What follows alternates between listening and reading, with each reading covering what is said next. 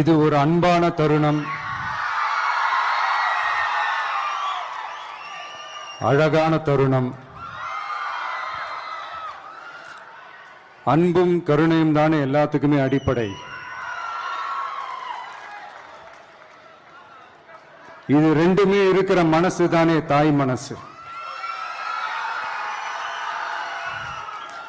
நம்ம தமிழ்நாட்டு மண்ணும் அப்படிப்பட்ட ஒரு மண்ணு தானே, தாய் அன்பு கொண்ட மண்ணு தானே.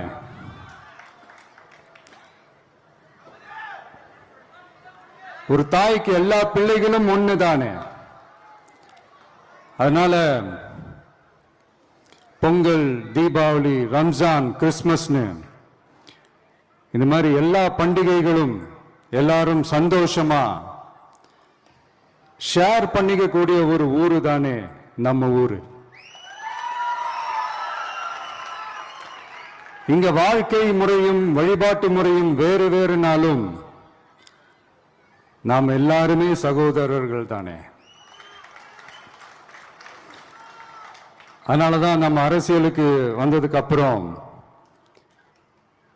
கடவுள் நம்பிக்கை உண்டுன்னு அறிவிச்சது ஏன் தெரியுமா? உண்மையான நம்பிக்கை தான் நல்லிணக்கத்தை விதைக்கும், மற்றவங்களோட நம்பிக்கையை மதிக்க சொல்லி தரும்.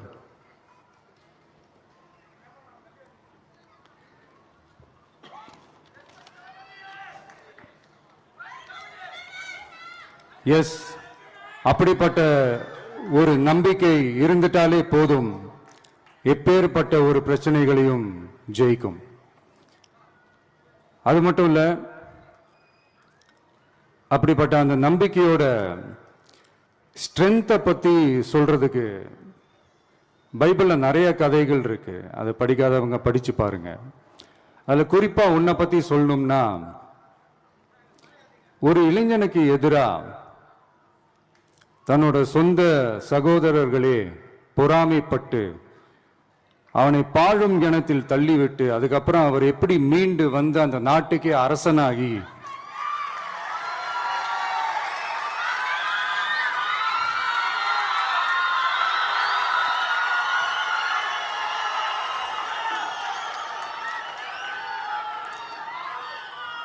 அந்த நாட்டுக்கே அரசனாகி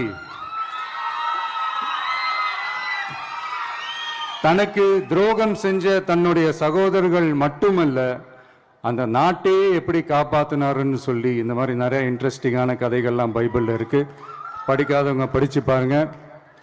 அந்த குறிப்பிட்ட கதை யாரை பத்தின கதைன்னு நான் சொல்லி தெரிய வேண்டிய அவசியம் இல்லைன்னு நினைக்கிறேன்.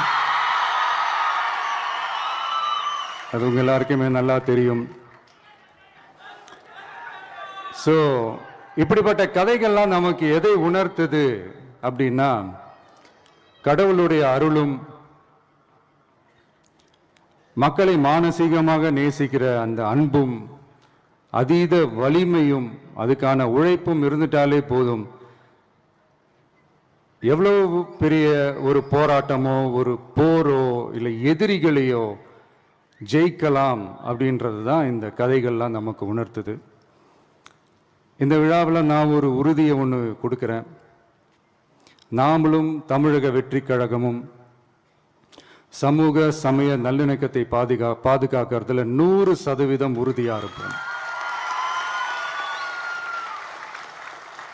அதுல எந்த விதமான ஒரு காம்ப்ரமைஸும் இருக்கவே இருக்காது. அதனாலதான் நம்மளுடைய கொள்கைகளுக்கு மதச்சார்பற்ற சமூக நீதி கொள்கைகள்னு பேரு வச்சதே இந்த உறுதினாலதான்.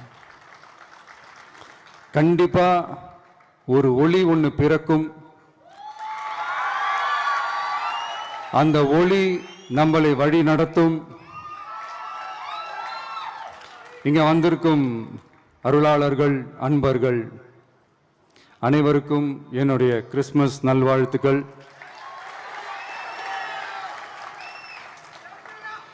அனைத்து புகழும் எல்லாம் வல்ல இறைவனுக்கே. Praise the Lord.